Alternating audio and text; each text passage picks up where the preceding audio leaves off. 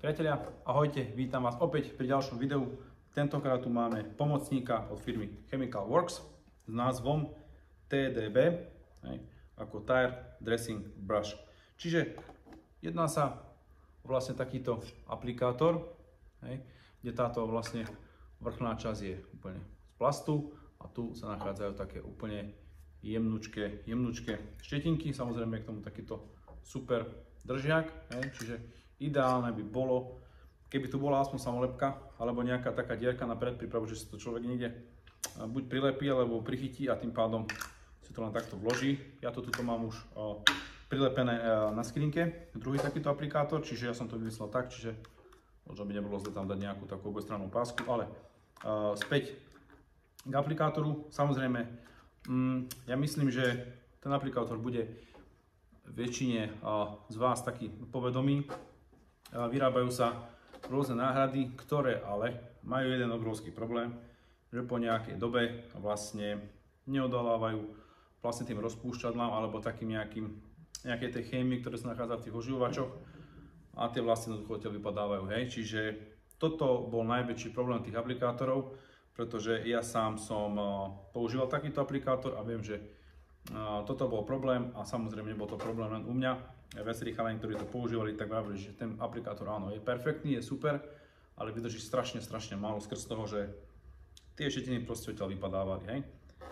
Čiže primárne je určený áno na pneumatiky, ale samozrejme dá sa využiť úplne niekde inde. Môžete si tie aplikátory rozdeliť nejako, že si ich nejako poznačujete, čiže môžete používať kľudne na impregnáciu nejakých interiérových častí, poprípade na impregnáciu nejakej kože.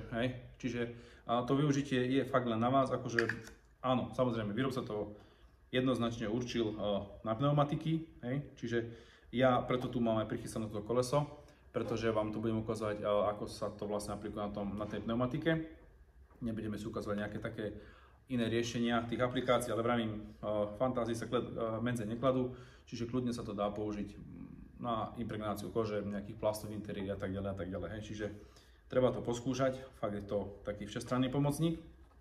Ale ako som spomínal, to najväčšou výhodou je, že to odoláva tej chémii a že tie vlasy počasie odtiaľ nevypadávajú. Čiže to je obrovská výhoda. Zase veľká výhoda je toho, že to je kvázi takto pekne oddelené, čiže sa nemôže stať, že tie pednové aplikátory, pri ktorých sme taktiež zvyknutí, že ich používame, sa časom nasiaknú, takým tými oživovačmi a potom to vlastne presakuje, sú celé ruky od toho špinavé a tak ďalej, čiže to také dosť, som povedal, nekomfortné na používanie a toto zatiaľ vyzerá byť také, u mňa také najviac vyhovujúce, aspoň mňa a môjim podmienkam, ktorých pracujem. Čiže taký nejaký postup, zase aplikujeme si vlastne tieto štetiny, dostatočné množstvo a pekne to kvázi takými kružnými pohybmi alebo takýmito vodorovnými alebo hora nadol naaplikujeme. Zase výhodou toho, že to má štetiny je, že sa to kvázi dostane úplne do týchto maličkých takýchto drážok, ktoré na tej pneumatike sú, ako môžete počuť. Že to nie je úplne hladká, táto časť je úplne hladúčka, ale táto časť je taká vrúbkovaná a tie štetiny sa tam dostanú úplne pekne, úplne do tých medzierok, kdežto pri tých pednových aplikátoroch to niekedy nebolo až také rovnomerné, že to bolo najviac krát, nechať to vyschnúť, potom to znamená to popretierať mikrovláknom, čiže za mňa je toto asi taký jasný víťaz, čiže my použijeme oživovač na pneumatiky a plasty od Aquacar, čiže spôsob toho použitia, ako som povedal, nakvapkajte si takéto určité množstvo a iba vlastne takto pekne naaplikujeme. Dám tam trošičku ešte viacej.